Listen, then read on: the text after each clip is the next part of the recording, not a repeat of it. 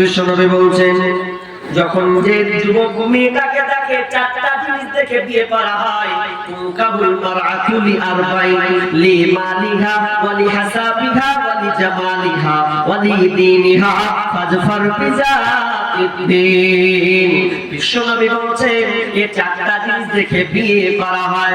Number 1 লি মালিহা ওয়া লি হাসাবিহা ওয়া লি জামালিহা ওয়া লি দীনিহা। মেয়েটার মাল কেমন আছে, লি মালিহা মেয়েটার সম্পদ, মেয়ের বাপের সম্পদ কেমন আছে এটা দেখে। ওয়ালি হাসাবিহা মেয়েটার বাপের বংশ গৌরব কেমন আছে এটা দেখা হয়। ওয়ালি জামালিহা মেয়েটা দেখতে সুন্দর কিনা এটা দেখা হয়। ওয়ালি দীনিহা মেয়েটার দিনদারিতা আছে কিনা এটা দেখা হয়। কিন্তু বিষ্ণু বলছেন যে চারটার মধ্যে যদি তুমি একটাকে পেয়ে যাও, তিনটা যদি এদিক ওদিক হয়ে যায়, কিন্তু দিনদারিতা মেয়েকে যদি পেয়ে যাও ফাজফার বিযাতিদ্দীন, তাহলে ওই দিনদারিতা মেয়েকে প্রাধান্য দাও। হাজি আমরা কি দেখছি? কালার কালার না খাড়ো আছে কিনা, কত ফুট লম্বা আছে, ডিগ্রি কতখানি পাস আছে, এমএ আছে না বি আছে, ফার্স্ট ইয়ার না থার্ড ইয়ার, কি ডিগ্রি করেছে, ওগুলোকে আমরা কিন্তু চয়ন করে দিনদারিতা থাক আর না থাক এটা আমরা কিন্তু প্রাধান্য দিই না। এই জন্য দেখবেন সমাজে বেশিরভাগ 100-র মধ্যে 95-98% পুরুষ স্ত্রী জ্বালাতে ভুগছে, শান্তি কিন্তু পায় না।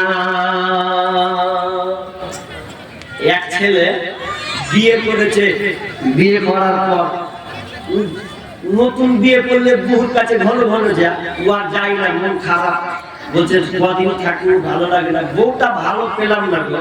ভালো পাবি কেনে না, যে দেখেছিস তুই ইমানদার দেখেছিস ইমানদারি, তো ভালো বউ পেলো না, তো বাড়ি যেতে চাই না, চলারে ভাই বাড়ি যাবি না, যাবো না, তোর কাম তুই ছেড়ে লেগে যা, আমি যাবো না।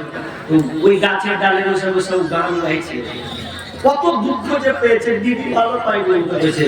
বউ আমার কথা শুনে না গো, বউ আমার কথা শুনে না, করি কি ভাই করি রে, মরি কি ভাই মরি রে, করি কি ভাই করি রে, মরি কি ভাই মরি রে, কত লোকের মরণ হয় শুধু আমার হয় না, ও আমার কথা শুনে না গো, ও আমার কথা শুনে না।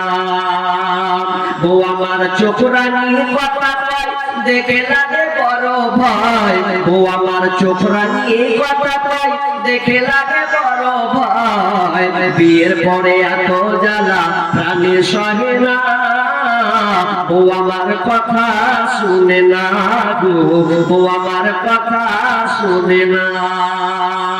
কিন্তু দুর্ভাগ্য আমরা দেখিনি ইমানদার কোরআন পড়তে পারে কিনা, নামাজ পড়ে কিনা, এগুলো আমরা গুরুত্ব দিই না।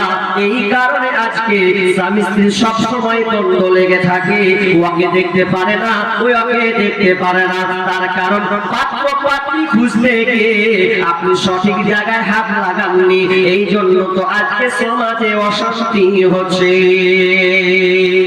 তালাক পর্যন্ত হয়ে যাচ্ছে। হয় না? আপনি আদালত গুলো যান, কেস কাছারি সবচাইতে কিন্তু বেশি পাবে ছেলে মেয়ে, একদম তালাক পর্যন্ত পৌঁছে গেছে। কেন গো? আপনি পাত্র পাত্রী ভালো নির্বাচন করেননি। আর আসলে সমাজে এখন পাত্রী পাওয়া খুব মুশকিল নেই। আপনাদের এদিকে মেয়েগুলো ভালো, কিন্তু আমাদের মুর্শিদাবাদের মেয়ে হাত কি সাজনি, এত সাজিল ট্রিং করে সাজেও আল্লাহ। শর্ট কাটিং এর জামা পরে, মুখে পায়ে আলতা মেখে, শর্ট কাটিং এর জামা পরে, মুখে পায়ে আলতা মেখে, রূপের বাহার দেখিয়ে তারা রাস্তাতে চলে, রূপের বাহার দেখিয়ে তারা মার্কেটে ঘোরে, সাবধানে থাকি ও মা বোন পর্দার আড়ালে, সাবধানে থাকি ও নারী পর্দার আড়ালে।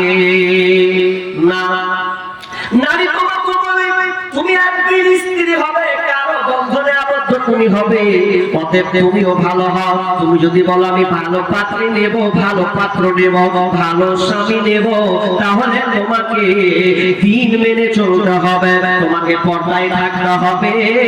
কারণ বিষ্ণু বলেছেন আল মারাতু আওরাতুন, মেয়ে হচ্ছে ঢেকে রাখার বস্তু, ওকে ঢেকে রাখতে হয়। কেননা ফাইদা খারাজাত ইস্তাসরাফাহা শাইতান, বিষ্ণু বলছেন যখন কোন নারী বাড়ি থেকে বের হয়ে যায়, যখন সাজগোজ করে যখন বেরিয়ে যায়, তখন পরপুরুষের চোখে ওই মেয়েটাকে আকর্ষণ করে দেখায়।